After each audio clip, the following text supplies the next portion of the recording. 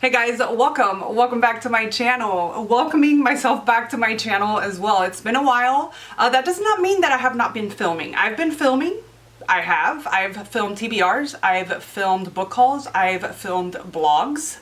Maybe not entire vlogs because that's where I go wrong, but I've been filming.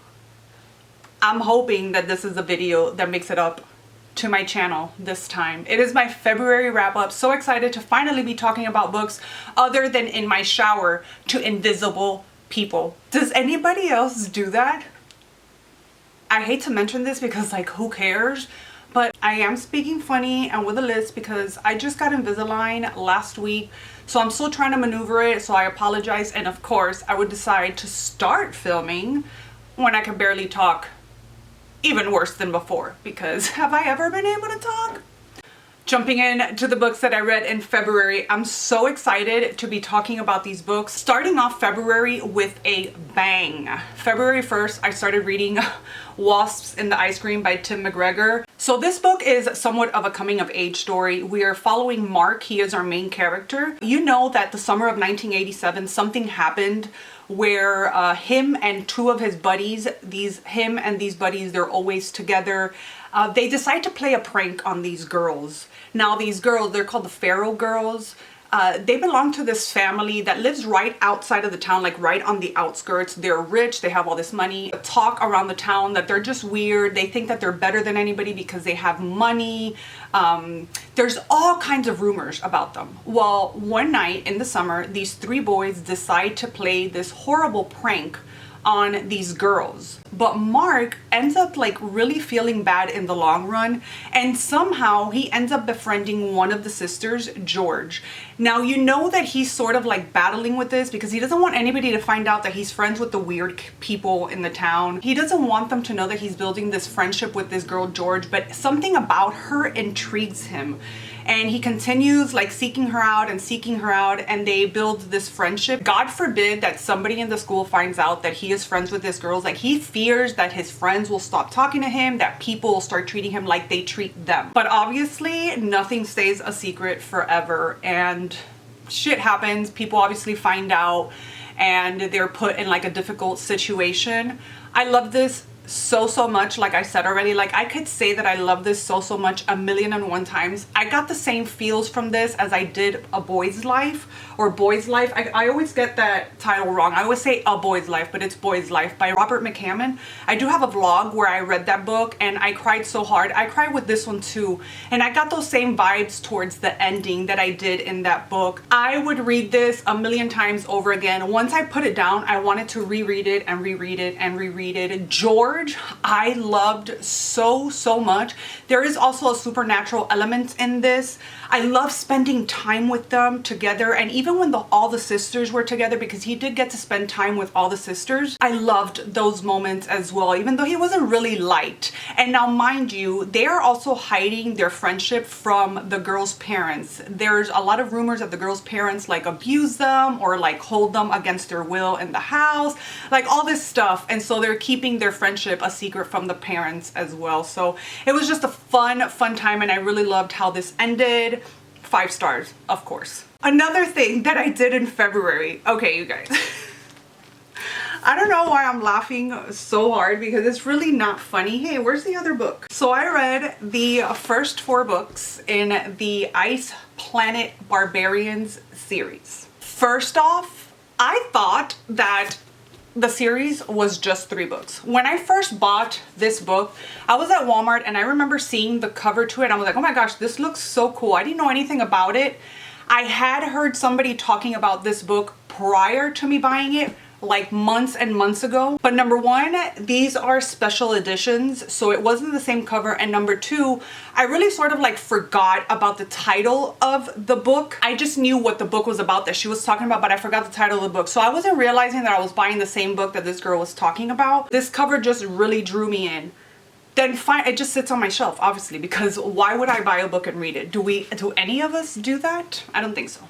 But it just sat on my shelves, and then I come to realize, oh shit, this is the same book. This is a romance. It is an alien romance. An alien romance series. Yes, aliens and humans are romancing their way through life. And so I ended up buying the first 3 books thinking, okay, this is a trilogy. I don't know why I'm thinking this is a trilogy. When I finished the 3rd book, I'm like, wait. What happened to so-and-so? And I research and I'm like, oh, there's a 4th book. No. There's 21 books in this damn world. Now, I haven't really done my research. I just went on Goodreads and I saw that it said 21 books and I scrolled down. I don't know if they're all released. I don't know if it works that they're all in the same universe or they're actually a series that just continues and continues. Do I have the energy or the headspace to really read 21 books? I don't think so. I don't think I'm going to continue on. I think I'm satisfied with what I got in the first 4 books. Unless I read a synopsis and I see something about any of these characters, then maybe I'll read them. The thing with this series is that each book follows a different human and a different alien relationships. I enjoyed these. With the first book, I was like, this is so ridiculous, but I had so many laugh out loud moments with this. I really loved our main character, Georgie. You guys, her name is Georgie, but the alien obviously does not speak English. So when he learns her name, he's like, Georgie. And it is the cutest, funniest thing ever. I still laugh, and because it's just so cute. We start off the book with Georgie, or the series off with Georgie. And what happens is they are kidnapped. Her and a bunch of other girls, all ranging in the 22 age range.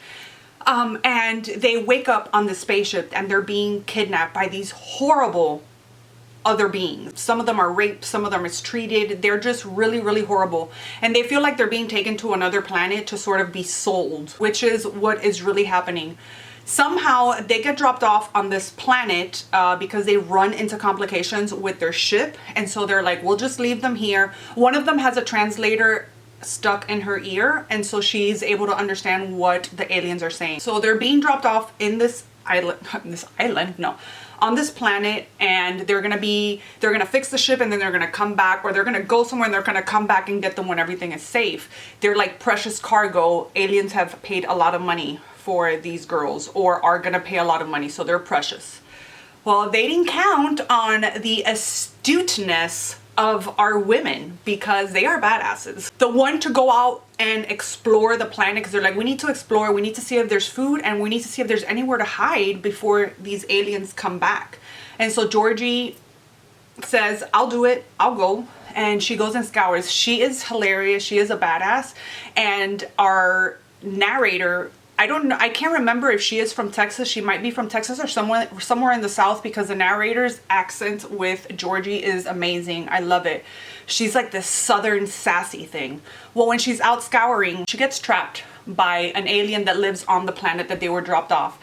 But the alien resonates, or is attracted, super attracted to this woman. His name is Vectel. And yeah, the reason why I say he resonates is because these aliens have like this mating thing in them, like this vibration, and he starts vibrating for this woman, and he's kind of like confused because like, what is she? He's like this huge blue horned alien, like 7 feet tall, and he sees like this little tiny woman, you know, and he's like resonating with her, and he's not understanding what that means. And finally, the girl, she gets trapped. She gets in a booby trap, like from, you know, I get this alien is trying to hunt for food. She passes out, but when she wakes up, she meets this Vectel in the most ridiculous way. I can't stop laughing because the way that she ends up meeting Vectel when she comes to is just out of this world. Like, I was like, what the? There is a lot of sexiness in all of these books. I'm not going to talk about each one. I'm just going to really focus on the first one. They're all really the same. And like I said, they all follow a different woman and a different alien. Things happen, they get together, and somehow she finds her way back to the ship because she's trying to tell him, obviously there's a language barrier, so they can't communicate. She's trying to communicate to this alien, hey, my friends are on the ship, we need to go and save them because, you know, obviously I just talked about what happened, so they need to get away from the ship. Finally, he gets him to go, and the story develops from there. I just thought this was fantastic. It does sound ridiculous. You don't read this to, like, I don't know, educate yourself. These are just entertainment reads. but they're so funny. I will say though, the C word is used a lot in this, the C word meaning in the woman's body, and I can't stand it. Like overtly they use that C word throughout all these books, and it just really, like, it irks me. That word to me is just and to hear it over and over and over every time they're talking about something sexual is just like a huge turnoff for me, so that didn't work. But I really loved the relationships here. I loved each and every one of these characters. Thinking that there were just 3 books, I would say that the second pairing is my favorite, which is Barbarian Alien is the second book. And it follows Liz and also Rahash. I feel like they were my favorite. So anyways, I'm gonna stop talking about these. I think I gave each one of these 4 stars. I loved each one. Each character pairing or each romance pairing was better than the last. So if you haven't read these, I would suggest it. Again, I don't know that I'm going to read 21 of the books, but we'll see. If you've read them and you've read more than the 4, let me know what you think. Should I continue? Do I need to continue in progression, or can I just read them out of order? Let me know. I listened to the audiobook for those 4 books. Like, I binged them back to back to back. Crazy. Another book that I got to finish in the month of February is actually one of these books that have been sitting on my currently reading shelves, like my 30 books that I have sitting there. I started it about 5 years ago. You guys, this is a novella. Why it took me 5 years to finish this novella, I don't know. But it's a little bit hard to read. It is Doll Crimes by Karen Runge. I bought this book years and years ago. This author got into an accident, or she got mugged or something and hurt really bad. And the horror community just got together and we all like purchased her books and try to help her in that way. And when I started reading it, when I began to read it, I really enjoyed it. It was just one of these books that were really, really heavy. We're following this girl, this daughter. You don't know her age really, not that I can think. You know that she looks and acts young. And then you have the mother. They are just, the mom just doesn't have her life together. She's after man and man and man and man. They're always on the run. They're always on the go. You sort of come to find out that the mother is just really not a good person. And every time I would pick it up, it was just this like heaviness over me, and I just couldn't get to read it. But recently one night I was like, you know what, let me just try to get through it. Let me try to figure out if this is a DNF or I'm gonna continue reading it. And I was just so curious to see how this damn novella finished, and it was so heartbreaking. This is just a very heavy read, but it's not like heavy in your face. They don't really actually tell you what is going on. You sort of have this feeling, this dark feeling in the back of your head of what's going on, because it's just talked about so like loosely, if that makes sense. I did not rate it because I don't even know what to rate it. I was interested enough to finish the story even though it took me years to. This book is 224 pages long. Definitely not 5 years long worth of reading. But it is a heavy and just dark read, following this girl, and the snippets that she has in her head are kind of like, they're just rough. Then there's this other like supernatural thing to it that's really, it's really not in the forefront. It's like kind of, I don't know, it was kind of confusing at times. So I didn't rate it. I don't even know. If you've read it, let me know in the comment section below what you thought about it. Then I listened to the audiobook of Reminders of Him by Colleen Hoover. This was just, I think, one of the Kindle badges, or those little like bookmark awards that they give in the Kindle. It was to read like an award-winning book or something like that. And so this was one of the options. It was actually the only option that I was like, okay, let me listen to this or let me read this.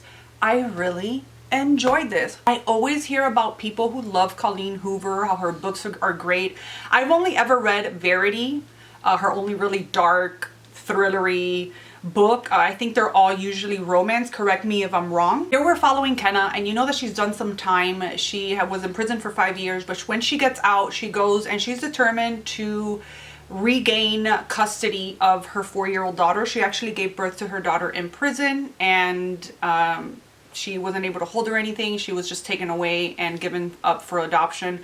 She gets out and she's trying to, you know, reconnect with her daughter. Her daughter is 4 at this time. Because of what happened and because of the reason that she went to prison for, nobody is letting her get close to her daughter. But when she comes back to this town, she ends up meeting this bar owner, Ledger. First off, it's like a big no-no, because Kenna sort of finds out who this Ledger guy is, but Ledger doesn't know who Kenna is. There's this whole mystery, but they sort of, long story short, they end up falling for each other, and he is trying to help her get custody of her daughter back. It was a really, I don't even know if I explained that right, but Kenna's trying to get the daughter. She did something bad. People in that town don't like her. Ledger is trying to help her out, but at the same time, he's trying to keep that relationship in the hush hush because people really hate this girl.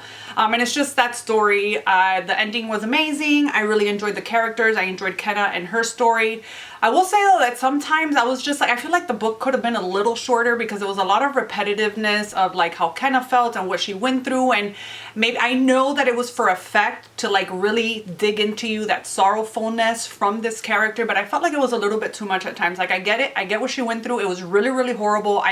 You know, teary-eyed. I don't think I actually cried, but I did get teary-eyed and all that stuff, but it was just like punched into my brain too much what she went through, and that was really my only complaint, I think. I ended up giving this book 4 stars, and I'm so glad to Kindle for making me read this book for that little badge. Listen, I'm all about badges and like awards for achievements. I strive in that shit, obviously. So thank you, Kindle, for making me read Reminders of Him, because I really enjoyed it. And even though people talk about it all the time, and I've sort of like peeked at it from time to time, I don't think I would have read this book had it not been for that challenge. The next book that I read was Your House is on Fire, Your Children Are Gone. This was the Horror and 24 book for February. We did have the live show already. It was over on Carol's channel. I will link it down below if you want to check out our discussion, but this book is bananas. I'm so glad that I gave it a try because I almost didn't read it. I was listening to I was listening to the audiobook and I did not get to finish it on time. I got fairly close.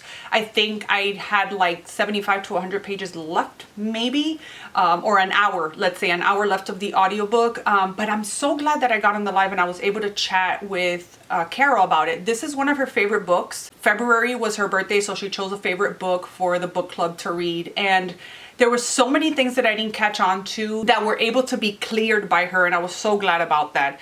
I ended up actually liking it more than I was liking it prior to the live show, and that's why I love live shows, because I can like not like a book for a certain reason, and after the live show and discussing it with other people, it sort of like brings another kind of view to your brain, and it changes things for me. Not all the time, but mostly. I'm not going to talk too much about this book because honestly it's very confusing, and I don't even think I would do it justice. If a book that I really, really loved, I have trouble explaining because I go around and around in circles in what I'm trying to say, definitely not going to be able to explain this book. It's about this town, this secluded town, and this town has secrets that soon start to unravel. There are some really disturbing things in this book that I ended up saying, wait, I had to like, it was almost like a double take, like, wait, what did I just read? It is a very fucked up book, and the way they talk about things is so nonchalantly that you're literally going to be doing double takes, like, wait, did I just read that right? Anyways, I ended up giving it 3 stars. I ended up liking it more, like I said, after the live show, but it was still like really rough to get through and a little bit confusing. There was areas that if Carol wouldn't have told me certain little details, they would have gone over my head, honestly. And the cover to this book is just so creepy. It reminds me almost like Children of the Corn. It gives me those kinds of vibes. I ended up reading The Writing Retreat by Julia Bartz last month as well. Look at that. I read a book of the month that released on the month in that month. What? Did I say that correctly? I thought I was gonna like it much more than I actually did. Here we are following our main character, Alex. There's this well-known author, Rosa Vallow, and she is holding this contest for 5 people to come to her house, to her mansion, and they're going to write a novel, and whoever wins is going to be signed or is gonna have a deal, blah, blah, blah. One of our people is obviously Alex. She's a struggling author, and she becomes one of these 5 girls that are going to this mansion. Now, when they get there, they get the rules. They have to start and finish a novel, and there's other things like they're gonna meet at certain times in the day. They're all gonna get to read each of the sections that they write. They have to turn in writing at the end of the day with certain amount of words at a certain time for her to read. They have to print it out. All these things start happening, like weird things start happening at this manor, and just shit goes wrong. I liked it. I really loved the atmosphere of it, and I loved like the house and the setting, the cold, like it was snowing, they had snowstorms, and I liked the story behind the house, because there is a story behind the house and its old occupants, and so I loved all that. I thought this was okay. I ended up giving this one 3 stars. When we got to like the nitty-gritty of it, I thought it was okay. I don't know what else to say about this. I thought this was gonna be 5 stars for me, but 3 stars, okay.